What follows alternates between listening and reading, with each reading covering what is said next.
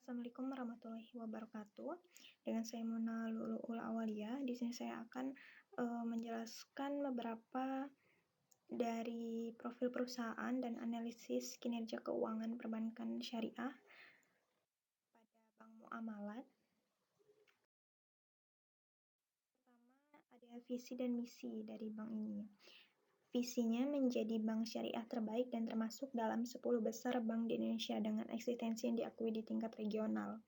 Dan memiliki misi membangun lembaga keuangan syariah yang unggul dan berkesinambungan dengan penekanan pada semangat kewirausahaan berdasarkan prinsip kehati-hatian, keunggulan sumber daya manusia yang islami dan profesional serta orientasi investasi yang inovatif untuk memaksimalkan nilai kepada seluruh pemangku. Baiklah, ini profil singkat perusahaan. Yang pertama yaitu pada tanggal 1 November 1991 Masehi atau 24 Rabiul Akhir 1912 Hijriah dibuat di hadapan Yudo Paripurno, notaris di Jakarta. Dan PT Bank Muamalat Indonesia Tbk selanjutnya disebut Bank Muamalat Indonesia atau BMI. Berdiri dengan nama PT Bank Muamalat Indonesia yang beralamatkan Jalan Prof. Dr. Satrio, Kaf 18 Kuningan Timur, Setiabudi, Jakarta Selatan dengan nomor 12940. Kemudian, pemilik BNI ini didirikan atas gagasan dari Majelis Ulama Indonesia atau MUI, Ikatan Cendekiawan Muslim Indonesia atau ICMI, dan pengusaha Muslim yang kemudian mendapat dukungan dari Pemerintah Republik Indonesia.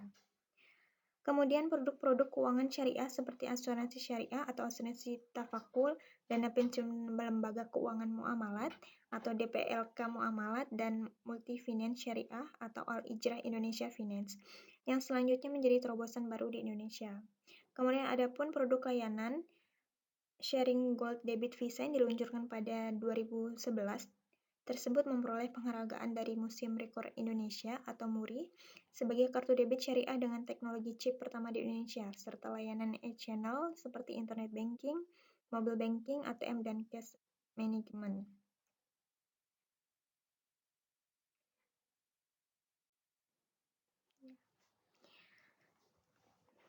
Bank BMI ini melebarkan sayapnya dengan terus menambah jaringan kantor cabangnya tidak hanya di seluruh Indonesia, tapi juga di luar negeri. Dan pada tahun 2009, bank mendapatkan izin untuk membuka kantor cabang di Kuala Lumpur, Malaysia, dan menjadi bank pertama di Indonesia yang satu-satunya mewujudkan ekspansi bisnis di Malaysia. Hingga saat ini, bank telah memiliki 249 kantor layanan termasuk 1 kantor cabang di Malaysia. Operasional bank juga didukung oleh jaringan layanan yang luas berupa 619 unit ATM muamalat dan 120.000 jaringan ATM bersama, dan ATM Prima serta 55 unit mobil kas keliling. Kemudian ada pun anak perusahaan dari Bank Muamalat ini, yang pertama Dana Pensiun Lembaga Keuangan atau DPLK Muamalat, kemudian ada PT Al-Ijrah Indonesia Finance atau ALIF. Dan di sini terdapat logo dari 2 anak perusahaan ini.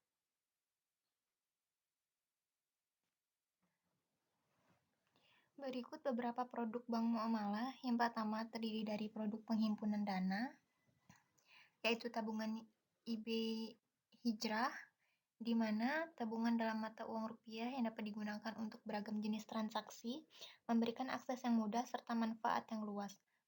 Kemudian ada tabungan IB Hijrah Falas, tabungan dalam dominasi valuta asing US dollar atau Singapura dollar yang bertujuan untuk melayani kebutuhan transaksi dan investasi yang lebih beragam.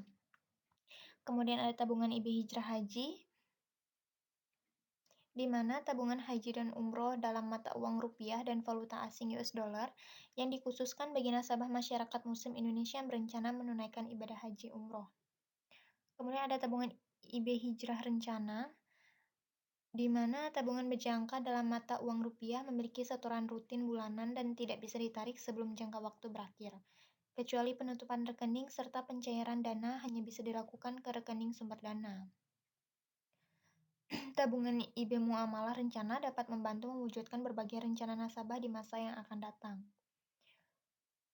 Kemudian tabungan IB Hijrah Prima. Tabungan IB Muamalah Prima merupakan tabungan yang didesain bagi nasabah yang ingin mendapatkan bagi hasil maksimal dan kebebasan bertransaksi. Kemudian ada tabungan IB Hijrah Bisnis, yaitu produk tabungan yang digunakan untuk mengakomodir kebutuhan bisnis nasabah non-individu dengan memberikan kemudahan dan kenyamanan bertransaksi yang didukung oleh fasilitas cash management system. Kemudian ada tabunganku. Tabungan syariah dalam mata uang rupiah yang sangat terjangkau bagi nasabah dari semua kalangan masyarakat. Kemudian kita beralih pada produk pembiayaan. KPR IB Muamalah, yaitu pembiayaan yang akan membantu nasabah untuk memiliki rumah tinggal atau apartemen baru maupun sekunderi. Pembiayaan ini juga dapat digunakan untuk mengalihkan takeover KPR dari bank lain, pembangunan dan renovasi rumah tinggal, yang diperuntukkan bagi perorangan cakap hukum yang berusia minimal 21 tahun atau maksimal 55 tahun untuk karyawan dan 60 tahun untuk wira swasta atau profesional pada saat jatuh tempo pembiayaan. IB Muamalah Multiguna, pembiayaan yang memenuhi kebutuhan nasabah dalam pembelian barang halal selain tanah, bangunan, mobil, dan emas, serta jasa sewa yang dibolehkan secara syariah seperti umroh, wisata, dan lainnya.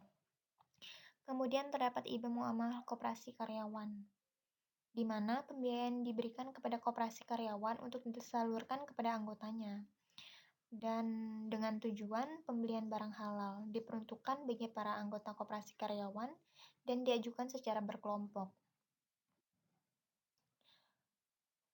Lalu ada IB Muamalah Pensiun. Pembiayaan yang diberikan kepada para pensiun untuk pembelian barang konsumtif yang halal, termasuk rumah tinggal dan kendaraan bermotor atau jasa halal seperti keperluan pendidikan anak, umroh, wisata, dan lainnya. Dengan ketentuan pembayaran manfaat pensiun wajib dialihkan melalui Bank Muamalat Indonesia. Kemudian ada pembiayaan auto loan atau via multifinance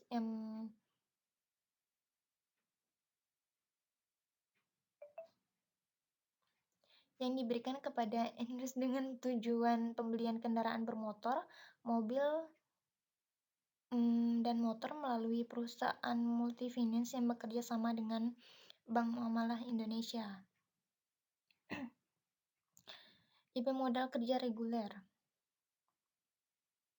di mana pembiayaan jangka pendek yang diperuntukkan bagi nasabah perorangan atau badan usaha untuk memenuhi kebutuhan modal kerja aset lancar. Kemudian ada IB Modal Kerja Proyek, pembiayaan produktif yang diperuntukkan bagi nasabah untuk memenuhi kebutuhan modal kerja proyek atas pembangunan, pemeliharaan, atau pengadaan, dan lainnya. Terakhir ada IB Modal Kerja Konstruksi Developer, pembiayaan modal kerja khusus bagi developer guna pembangunan properti residensial atau non-residensial, sarana dan prasarana perumahan.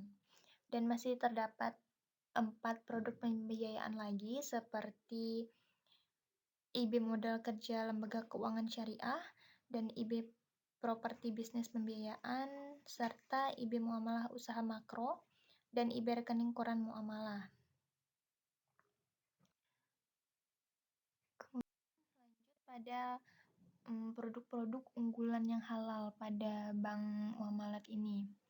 Ada tabungan IB Hijrah, di mana tabungan tersebut digunakan untuk berbagai transaksi, termasuk berbelanja di dalam maupun luar negeri.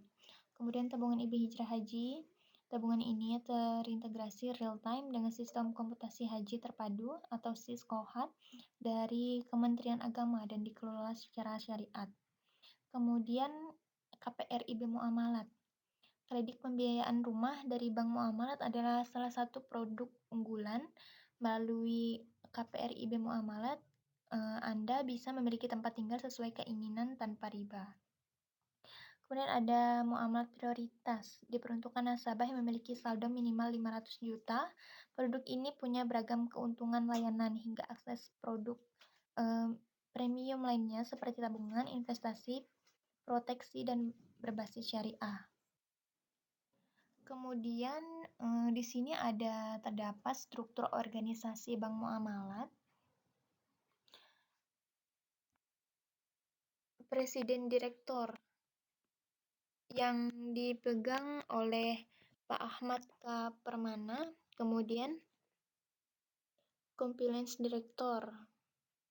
Jabatan ini dipegang oleh Pak Andri Doni, Finance Director Heri Safrial, Chief Human Capital Officer oleh Riksa Prakoso, Operational Director oleh Awaldi, Riks Director oleh Avianto Istiharjo, Chief Wholesale Banking Officer oleh Ivan Yulianur, dan Retail Bank Director oleh Purnomo B. Setiawadi. Kemudian di sini terdapat laporan keuangan dari Bank Muamalah,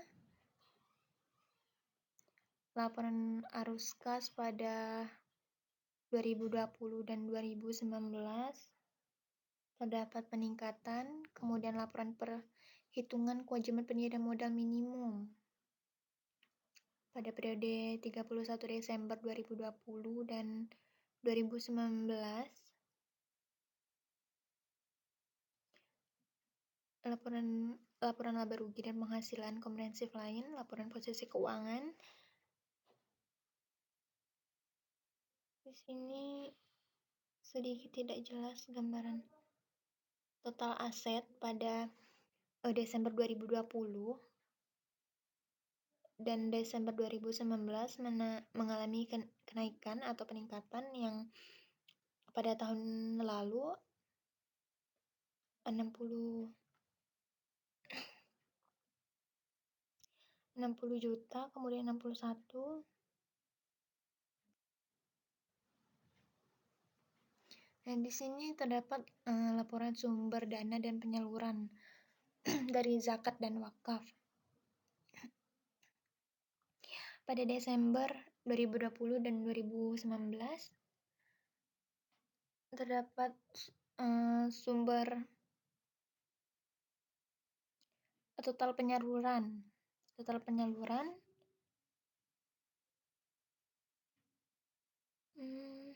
mengalami penurunan pada Desember 2020 yang jumlahnya 10.293 menjadi menurun pada tahun sebelumnya.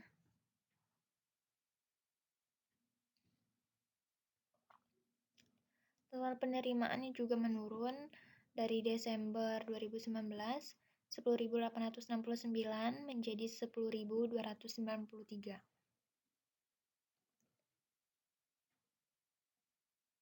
Terdapat laporan sumber dan penggunaan dana kebajikan.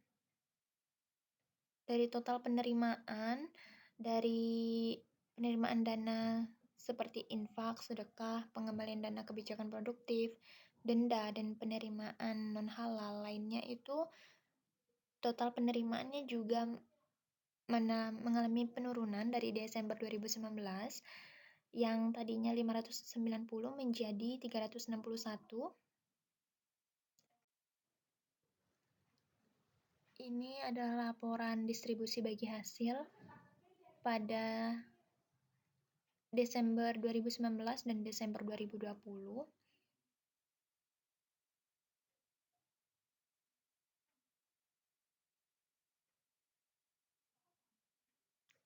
Kita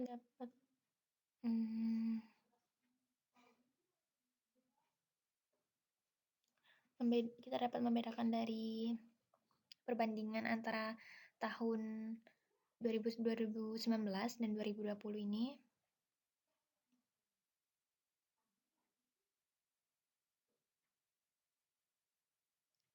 Baiklah, mungkin sekian yang dapat saya sampaikan. Kurangnya mohon maaf. Baiklah, wassalamualaikum warahmatullahi wabarakatuh.